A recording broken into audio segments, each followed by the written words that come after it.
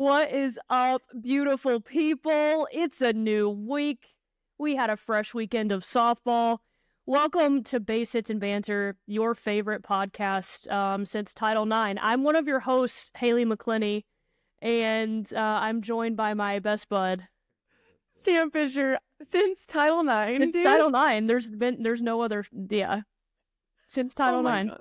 The best show since Title IX. I'm so happy to be here with you today, Halo. Let me tell you. It's so just so you guys know, we record these on Monday, so this will come up later in conversation as we discuss Arkansas and Tennessee, which we're super excited for later today. But Mondays are Monday-in, and we are here to just take a nice little pause and talk about some softball.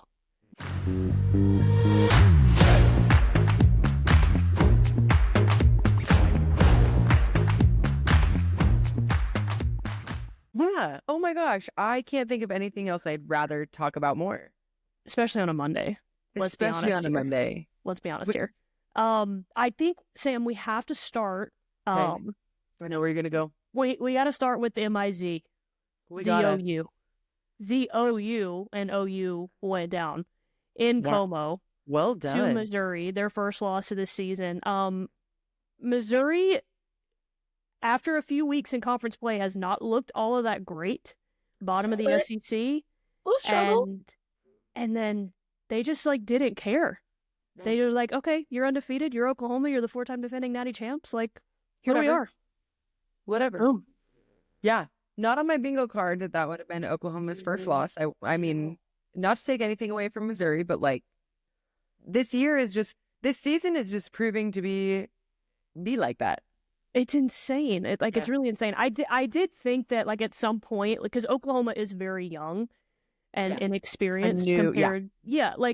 At some point when they're in all these close games, you know that they're not going to go undefeated. It's just not going to happen. It's not the way that softball works. But for it to be Missouri, and I think a big part of that win was Missouri's veteran pitching staff. I mean, Sierra Harrison has a ton of experience. Taylor Pinnell has a ton of experience. They made a deep run, late in conference season last year in the SEC. And they're battle tested. Remember that regional last year? That pitching staff is battle tested. I don't think they're afraid of anyone. Literally. And it was really impressive. And even in Game 3 yesterday, I thought Marissa McCann did a great job after getting run ruled on Friday night to come back. And that game was tied going into the 6th inning. Good. It was tied 1-1. Just 2 solo home runs. That's all each offense scored going into the 6th inning. And then Oklahoma obviously, found a way to make adjustments and ultimately win. But that was a series that was a lot closer than I think a lot of people expected. So shout out to MIZZOU. I love that you're spelling it. I think fun. That's great. What do you think about this? Because we've seen so much softball. We've played so much softball. And sometimes it takes something like this to realize your potential. So Missouri, not having the best season. No. Maybe coming in against Oklahoma, they're like, oh, this is what we're made of. Obviously, they dropped the series, but they beat an undefeated Oklahoma and they put up a good fight. Maybe that's what it takes for them to see, we were underperforming. What do you think absolutely. about that? No, I 100% agree. Because all it takes is one time. When you're in a slump, right? All it takes is one good hit and boom, we're back out of it. We got our confidence back. We got our mojo back. I think for them, that's huge. Coupling off, they lost a lot of senior leadership last year. Jenna Laird graduated. They're still trying to find their identity as a new team. Larissa Anderson's one heck of a coach. I love the way she coaches. And you can tell, in all of her interviews, how competitive she is. Yeah. So I think that's kind of been her message. It's just get tough, figure it out. And man, did they? But this is going to be a huge propelling thing for them moving forward. And I know they were talking about it on broadcast yesterday of, Missouri is right now, after losing yesterday, they're one game above 500. Wow. They played a really tough non-conference schedule as well. But they have big-time wins. They've beaten Duke. They've beaten Oklahoma.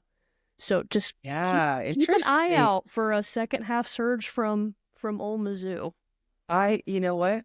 I dig. I love it. And also, on the Oklahoma side of it, I don't know. Listen, as a person who hates to lose, obviously, kind of nice to get a loss out of the way. Absolutely. Especially for the young kids of like, Yes. we're playing at OU. Yes. Like, there's all this, like, we're expected to win every single game. And then for them to lose that game, oh, wait, the world did not fall apart. Okay. It's fine. Cool. Everything's fine. Yep. Everything's still in front of us. It Yep. wasn't, we didn't lose out in a regional or something like that. Like, our season is still entirely in front of us. Yes. So we're fine. Shake the pressure off. Like, you know what you need to do, how you need to execute to win a game. Yeah. They came back and did that. I think it was really impressive, them coming back in the later innings on Sunday to really, just hit the hammer down. Hit something. But what am I trying to say? It's Monday. Monday, there's people. A nail, I think, and like a hammer and a nail. You guys, just so you know, Halo does not like country music. I hate country music. And this Florida Georgia line has been line song has been stuck in her head for weeks. It has. For weeks. It needs to go away. Anyway, speaking of hard fought series, my phone thought I was talking to it when I said Siri. How about Bama this weekend? I know that they lost the series, but I thought against a competitive A&M team, they lost 5-4, they won 2-1, and they lost 9-7. Those to me are hard fought games. Yeah. I saw a different Bama team this weekend than we've been seeing. Yeah, I did too. It's a Bama team that's not beating themselves. I think that was a storyline with them, right? Yes. Like pretty much the entire good chunk of the first of the season was. These teams aren't beating Alabama. Alabama is beating Alabama. When you talk about walks, hit by pitches, errors that they were committing, just not on the same page defensively. They played a cleaner game, I thought, this weekend. And to go to Texas A&M, College Station is one of the toughest places to play in I can sports. imagine. Like baseball and softball, their fans are on you. It's loud. It's a massive ballpark. And Emily Kennedy is like a lefty that's throwing 70 at your hands on Sunday. So like for them to show the fight that they did, I think it could have been very easy for them to just kind of roll over on Sunday. Yep. They didn't. And even after the Friday night game too. So I was really impressed with them. It's cleaner, which I think is going to set them up for success as they get into conference play, because they still have Oklahoma, LSU, and Florida, and 2 of those 3 are on the road. So I feel like I just ate something sour. Right. Like you're not gonna have a chance in those games if you don't play a clean softball game. So for them to get it fixed, I think this weekend I think is a really nice sign of things to come moving forward. Yeah, I agree. So RTR. Always. RTR, Bama Moms. Always. Can we talk about Audrey Vandergriff for just a second? I'm here. Okay, she is a freshman. She leads the nation in stolen bases. She is very fast. She is the fastest. She is just very fast. She's very fast. I literally blinked and the kid was on second. I blinked again and she stole third. Just please keep an eye out for her. We've talked a lot on this podcast, and I think the softball media as a whole has been really high on Taylor Shoemaker winning SEC Freshman of the Year. Probably will happen. She is very good, but please keep your eye out for Audrey Vandergriff as well.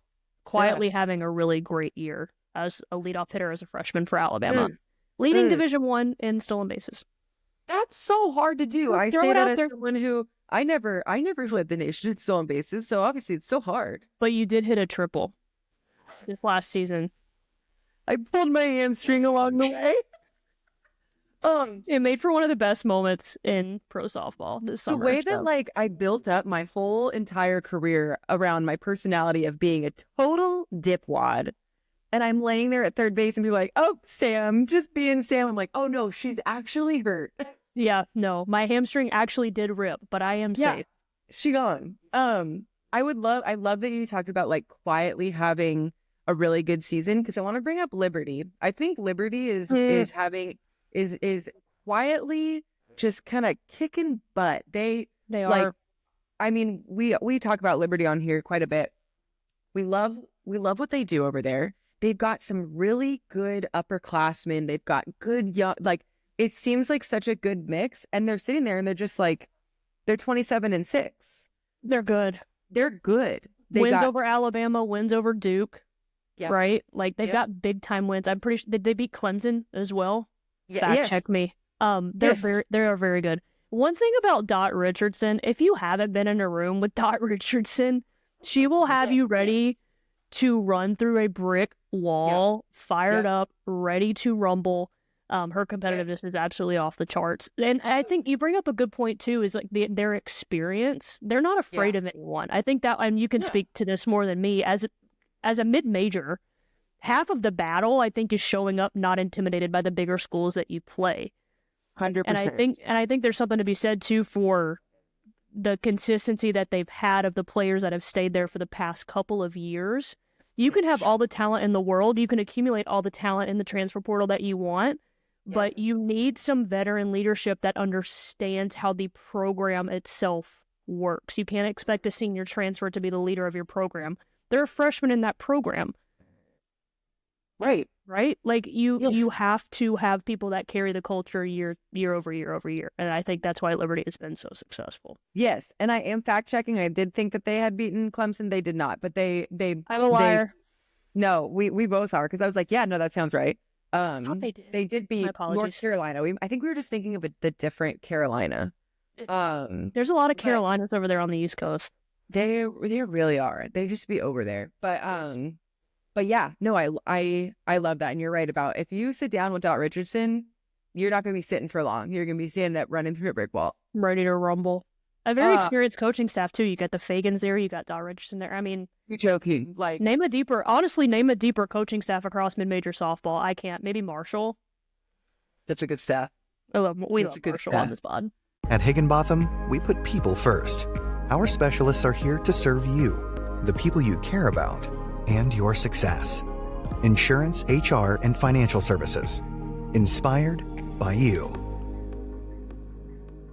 Speaking of mid-majors, my sweet little LMU, they swept Sac State this weekend, which That's let me tell you big. something. Let me tell you something. Sac State is still my rival. Mm-hmm. Bless you guys over there. Sac State can't root for you. Sorry. Hope you lose every game. Yeah, it is what, Sac State is my Auburn. That's how I feel about Sac State. I don't know what Well, you know who else got swept this weekend? Auburn. Auburn did. Yeah. Now, I will say Auburn had a tall task going to play in Austin. Like, I don't think anyone I don't think anyone wants to go in there and play, to be honest. No. As a competitor, like, you love that environment, right? But it's tough. First year head coach, you're going into arguably the deepest roster and most experienced roster in college softball. Auburn had them for a little bit. They were up in 2 of the 3 games, but Texas is just too much. At this point, you can't take a break with them. Like, as a hitting lineup, you don't have any breaks from their pitching staff, and as a pitcher, you have no breaks 1 through 9 in their batting order. No breaks. That I remember coming into college and thinking about like playing college softball and having no breaks. As far as like the pitching that you're facing is really good, and the teams that you're facing are really well put together. But when you're talking about a 1 through 9 lineup with no breaks, there's always going to be a little bit of breathing room in a lineup. Always. Should be. But not. Yeah. No. Yeah. They're good. They're well prepared, well coached. They have a plan. They stick to it. They're disciplined at the plate. Like, they don't swing at bad pitches.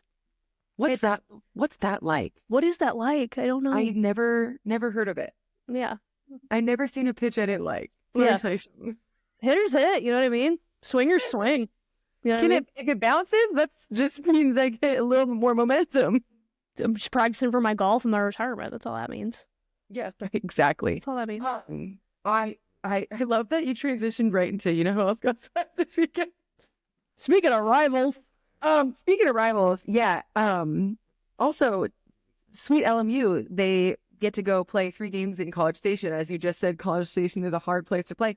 They're going out there. They're going to go do it. They're going to be like, you know what? Go Lions. They're not afraid of anybody. No, we're going to roar wherever we're going to roar. They got the hearts of lions over there at LMU. They really do. Bless their sweet souls. They're gonna be great. Speaking of upsets. Great segue. Iowa upsets UCLA this past weekend, 7-4. I was gonna mention this, in the tradition of Big Ten rivalries in softball, I think really played a part in this matchup between Iowa and UCLA. Such a historic Big Ten softball matchup. You think Big Ten? You think UCLA, Iowa? I am not gonna lie to you. I was really locked into the SEC series this weekend. Well, yeah. And I saw like the Iowa UCLA score like flash across. You know how ESPN's got like the bottom little ticker, right? Of like little ticker. Oh my gosh! Look at this score. I saw Iowa UCLA and I was like, oh my gosh, they must have played in Women's March Madness is going on. So I was like, oh man, like what a game! I didn't realize it was a conference softball game. This is 2025, folks. But how about the Hawkeyes? In the spirit of Caitlin Clark, going up, upsetting a really good, like UCLA is really good. We probably haven't talked about them as much as we should, because the SEC I think owns like 7 of the 8 top spots in the polls, and UCLA is just like right there in the middle. But they are very good. Go Iowa. Yes, and that in the last 10 seasons, that is their highest ranked win. Yeah. Oh, yeah. Throw it. Fire me up, Hawkeyes. Yeah. So, I mean, they dropped the series. UCLA, obviously, of course, they're like, sure, but we're going to take the rest. But yeah, I think you're right. I know we talked last week about UCLA's fielding percentage being the best in the nation.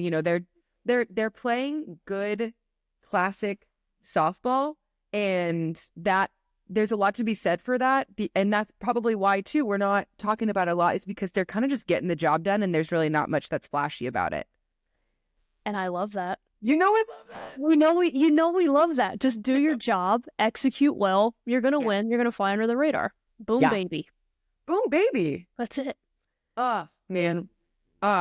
Speaking of flying under the radar, I think you remember when we talked. Man, these transitions are fire today. We're doing great.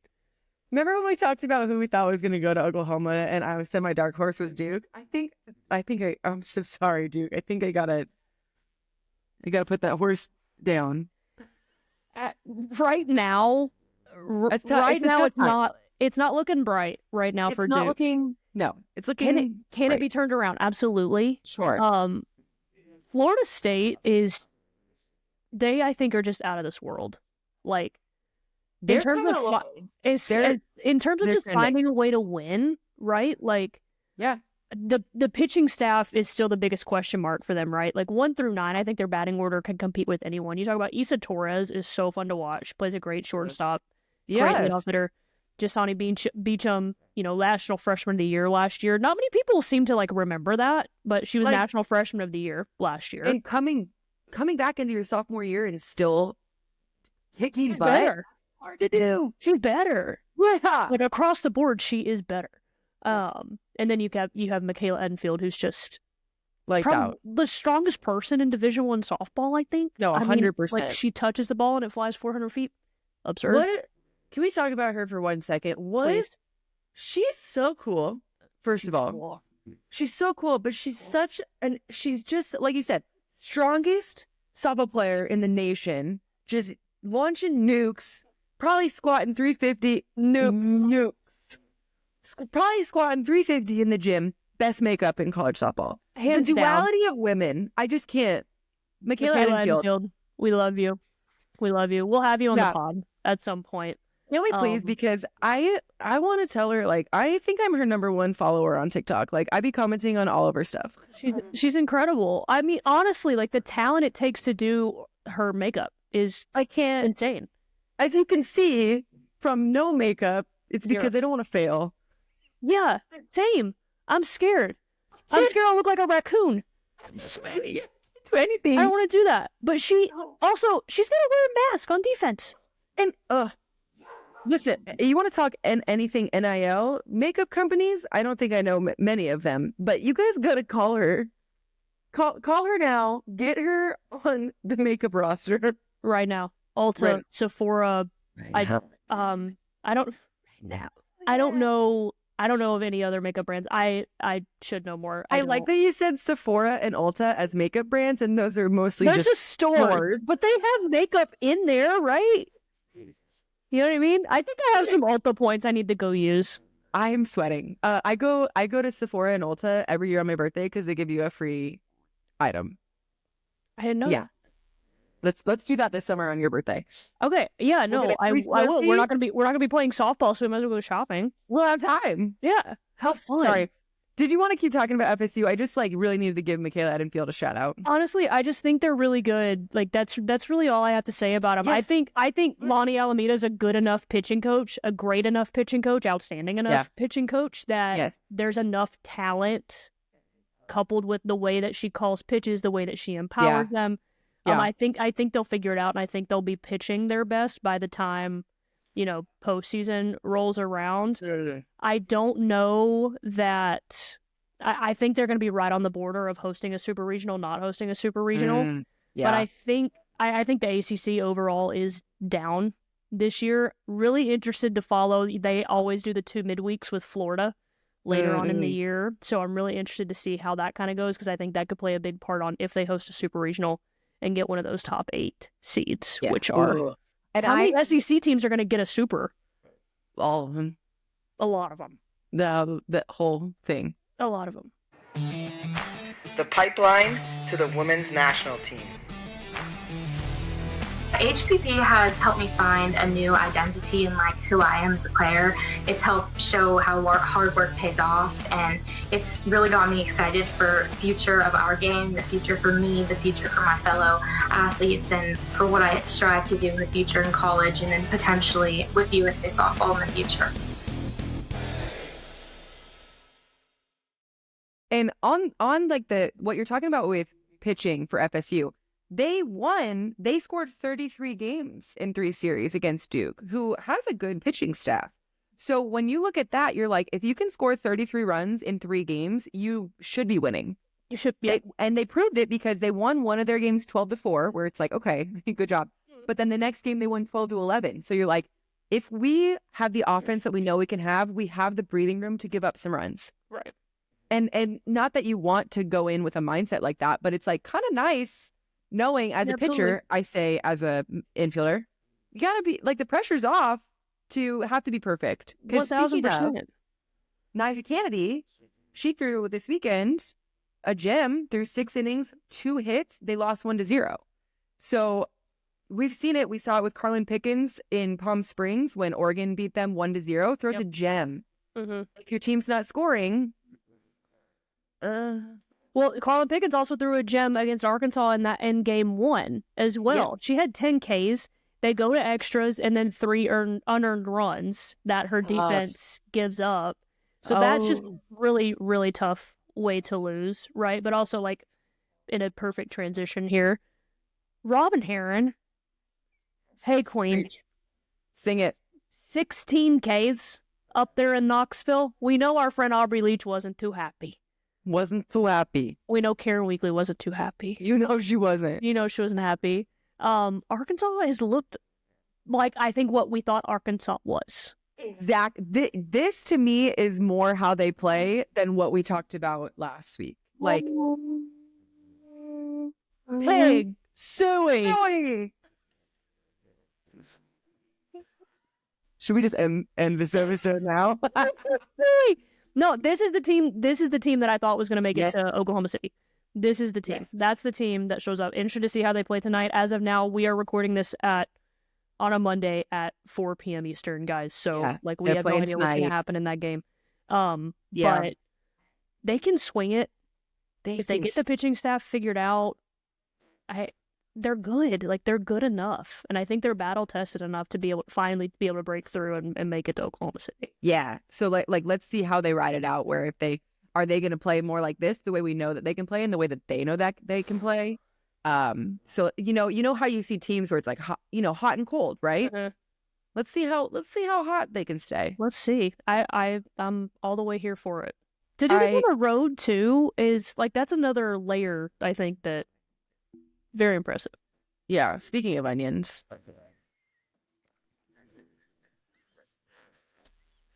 So, every now and then, hilarious. Every now and then you got to quote Shrek. I don't know. Whatever. Every now and then. Love a good Shrek.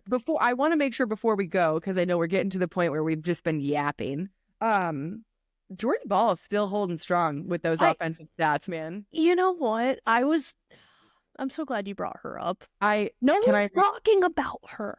I know. And the Nebraska is also like steadily doing well. I wouldn't put them as like a Liberty right now, but they swept their second series in conference. Like this is a team that had what, like 300 transfers in. Like they're young, they're new, roster. They're meshing together. Like, yeah, so they're really figuring out. This is their figuring it out year.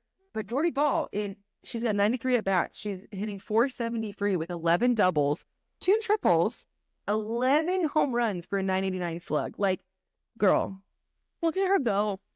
I just love that. And you know, after having her on the pod, Jordie Ball, what's up, Banty? Friend of the program. Just thinking about being able to play on both sides of the ball, how that must be helping her on both sides of the ball. You know what I mean? Just like in that game. Just think mentally about like all the pressure she dealt with at OU, just being in the circle, never having an escape from all of that pitching wise. Just have to sit in the dugout in between innings and not like have your mind like somewhere else. Right. To be far away from your family, which she talked about was so important to her. I just think everything is coming together for her, and she's playing softball happy. And that is a beautiful thing to watch from afar. So nice. And she's playing happy, and like she's living proof that when you're playing happy, you play well. Oh my God, that was so beautiful. We love you, Jordie. Yeah, friend of the program. Come back on the program. Friend of the program, friend of Jordie. Right, yeah, we're Jordie's friends. Are we Jordie's groupies? Maybe. That's fine. Yeah, no, I mean, like, I'm not shy about that. Little Michigan is on a 5-game winning streak. Shout out Chitty. Shout out our friend Amanda Chister, another friend of the program. Thought I'd give her a little. They went to Oklahoma City this past weekend, and coming up, they play Michigan State. So they got a 5-game winning streak going, and they're gonna go and be like, "Hey, this is our state." Period. What's the temperature like up in Ann Arbor these days? It could be 12. It could be 30. I don't know. It's probably cold. It's not my favorite. Let me ask Siri. Ask Siri real quick. What's that weather? Hey Siri, what is the temperature in Ann Arbor, Michigan right now? In Ann Arbor, Michigan is 37 degrees. Bye. Imagine getting jammed. 37. No. I'd simply retire. As podcasters that live in Arizona and Florida, no thank you.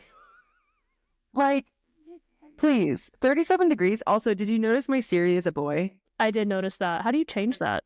I don't remember, but I just remember feeling like super like women empowerment. So I was like, women in male-dominated fields. Women in male-dominated fields. Absolutely. Abso-freaking-lutely. Go Blue. Go Chitty. Also, can we shout out Oklahoma City and our friends over at USA Softball for hosting some Big Ten games? I think that's really cool. That was so fun. I think that's really, really cool. Yes, and I love it takes away, all those conspiracy theorists that are like, well, Oklahoma has an advantage because they play regular season games there, and like they host games there all the time. The Big 12 tournaments there, blah blah blah blah blah. Here we go. Hush. There, Hush. Hush. Hush. Listen, I've had home field advantages and loss. Like, right. So it really, at the end of the day, like, whatever happens. Just be the better team. Yeah. And don't make errors. Oh, that's tough. That's it. Just don't make errors. That's tough. Easier said than done, but don't do it. Halo. What a great recap. There's a lot going on. There's so much softball. We hope you guys watch it every single day of your life. Also, like, if you guys have time and you're not watching softball, if there's on a softball game on, watch Women's March Madness. It's absolutely insane. We are multi-sport athletes here. We love the hoops. So support women's sports. Everyone watches women's sports. That they do.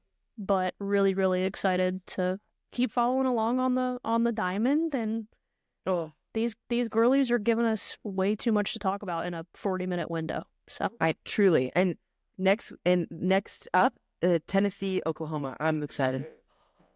Yeah. So it's like every week we have these exciting recaps, and then we're like, but next week.